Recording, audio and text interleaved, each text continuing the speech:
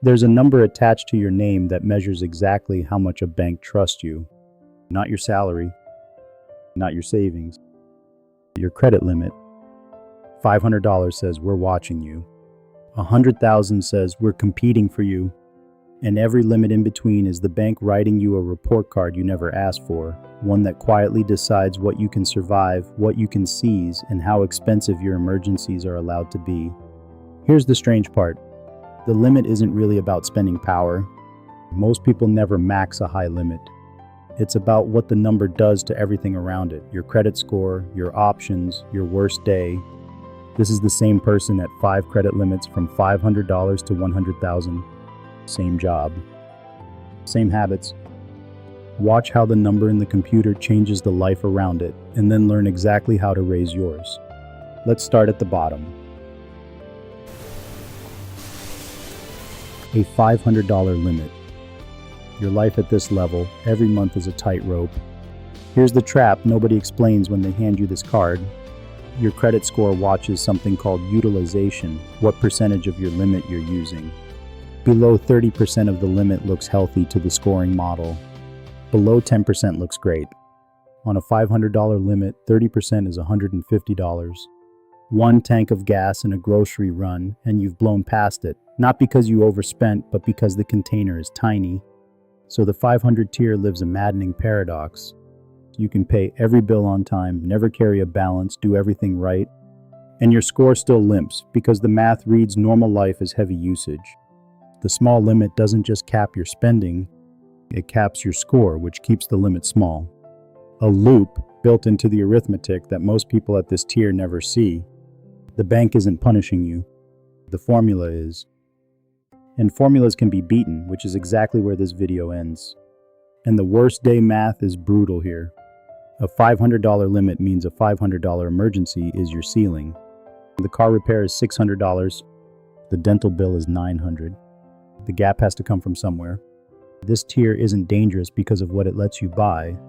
It's dangerous because of what it can't absorb. And there's a second cost at this tier that compounds silently, where the emergencies go instead. When the card can't hold the car repair, the money comes from somewhere worse. The payday loan at triple-digit interest. The overdraft at $35 a pop. The borrowed rent. The 500 tier pays the most for money precisely because its official channel is too small to use. So every shock gets routed through the most expensive pipes in the system.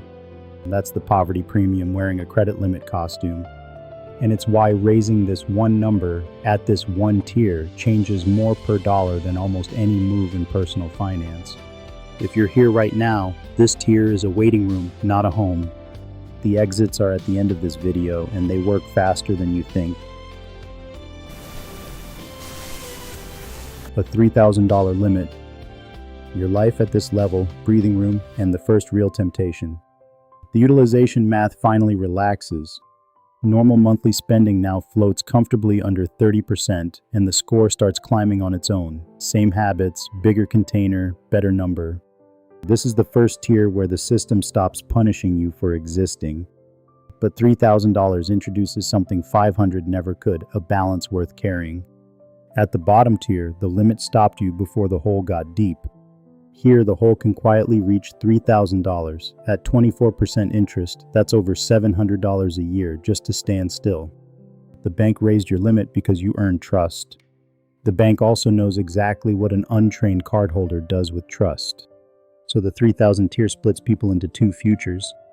The ones who treat the new room as score fuel, spending normally, paying in full, letting utilization drop, and the ones who treat it as permission, filling the container because it's there.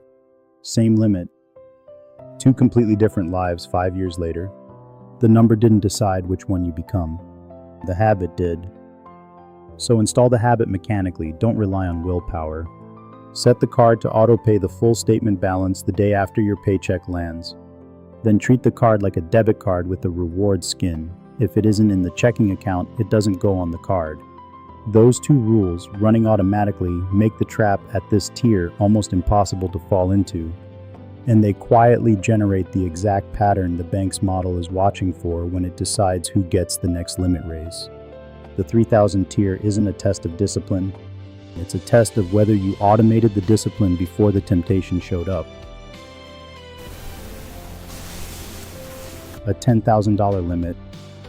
Your life at this level, the number starts working for you. Here's what almost nobody understands about limits until they get here. A $10,000 limit you barely touch is one of the strongest signals in your entire file. $300 of monthly spending on a 10K limit is 3% utilization. And the scoring model reads that as mastery. This person could borrow heavily and chooses not to. That signal compounds into everything else. The auto loan gets a better rate because your file says disciplined. The apartment application gets approved faster. The next card offer arrives pre-approved with a bigger limit still, because banks compete hardest for the customers who need them least. Sound familiar? It's the same law every ladder on this channel keeps finding. The system rewards the people who look like they don't need it. And the worst day math has flipped. At this tier, a $2,000 emergency is an inconvenience, not a catastrophe. You put it on the card, you pay it off over 2 months from cash flow, your life doesn't move. That's what the limit actually bought, not spending power. Shock absorption. And notice what shock absorption quietly does to your decision making. The 500 tier takes the first job offer, keeps the bad landlord, skips the conference, because any gap in cash flow is an emergency. The 10K tier can float a thin month, which means it can negotiate, wait for the better offer, take the measured risk. Economists call it slack. You'll experience it as courage. Same person, same salary, but the one with room in the system makes braver choices. And braver choices, compounded over a decade, are most of what people call luck. A $30,000 limit, usually spread across a few cards now. Your life at this level, invisible armor. Utilization is now almost unmovable. A bad month, a big purchase, a plane ticket emergency, nothing dents the percentage because the denominator is enormous. Your score stabilizes at a level that unlocks the best shelf, the premium cards, the lowest loan rates, the instant approvals. And a strange psychological shift happens at this tier, worth naming honestly. The limit stops feeling like money. Nobody with $30,000 in available credit thinks of it as $30,000 to spend, the way the 500 tier absolutely thinks of their 500. The number has become infrastructure, plumbing. It just works invisibly underneath your financial life. But Armor has a maintenance schedule most people skip. Banks quietly cut limits on cards you never use, and a cut limit spikes your utilization overnight, denting a score you did nothing to hurt. So the 30K tier has a chore. Keep a small recurring charge on every card, keep them all alive. 5 minutes of setup protects years of built trust. The tier that looks effortless is actually maintained, like everything else that looks effortless. One more upgrade hiding at this tier, the mix starts mattering. By 30,000, your file usually spans several cards, maybe a loan, and the scoring model rewards variety it can watch you handle. This is also where the annual fee math from the card tier ladder kicks in. With this much trust, banks will offer you premium cards constantly. Say yes only when the math says yes. The Armor tier's biggest risk isn't debt, it's leaking $2,000 a year in fees for status you never use. $100,000 of available credit. Your life at this level, the number is now a tool of the rich, and it's worth seeing exactly how. First, understand what it is not. It is not spending power. Nobody at this tier maxes cards on watches. It's held space, $100,000 of instant, no questions liquidity that costs nothing to keep open. Think about what banks charge for that anywhere else. The business line of credit costs fees and paperwork. A margin loan carries risk. A HELOC takes weeks and closing costs. This is the same standby power, assembled quietly out of plastic, for free, which is why people who understand money treat their card limits as a real asset class, invisible, costless, and instantly deployable. Watch what that enables. A business opportunity needs $20,000 this week? Float it, capture it, refinance it properly next month. A medical event, a roof, a legal fight, absorbed without selling a single investment at the wrong moment. The 100K tier uses credit the way the wealthy always have. Not to consume, to never be forced into a bad decision by timing. One honest warning at the top, because every summit on this channel gets one. Held space only works if it stays empty. The moment 100,000 in available credit becomes 60,000 in carried balances, this tier collapses into the most expensive debt of any tier, because the interest math doesn't care how impressive your ceiling is. The tool and the trap are the same object. What separates them is the number the statement shows at the end of the month, 0 or not 0. The ceiling is a privilege the moment it's empty, and a sentence the moment it's full. Every tier below learned that lesson the expensive way. The top tier's only job is to remember it. And here's the closing loop that ties every tier together. The person at $500 pays 24% for emergencies. The person at $100,000 pays 0%, grace periods, rewards, float for the same emergencies. The latter isn't just about trust. It's the same quiet law as always. The system charges the most to the people with the least cushion and hands-free tools to the people who already have one, which is exactly why climbing it on purpose matters. The whole ladder, one frame. 500, the tightrope, normal life reads as risk. 3,000, breathing room, and the first real trap. 10,000, the number starts working for you. 30,000, invisible armor with a maintenance schedule. 100,000, held space, the rich man's shock absorber. Same person, same paycheck. The container changed and the life changed with it.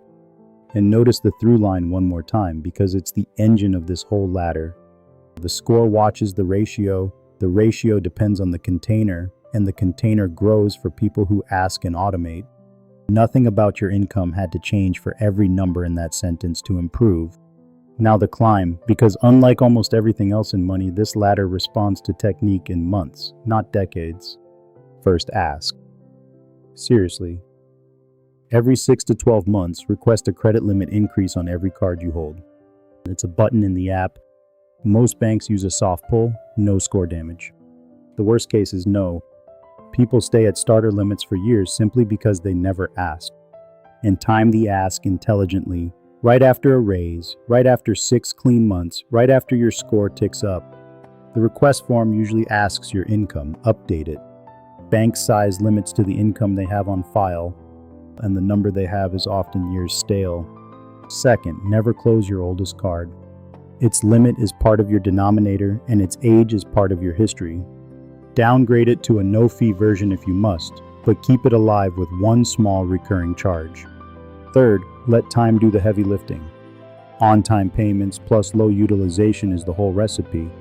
6 months of that pattern and banks start raising limits without being asked, because the model has one job: find people who could borrow and don't, and hand them more room. If you're starting from the 500 tier with a thin file, there's a shortcut nobody mentions.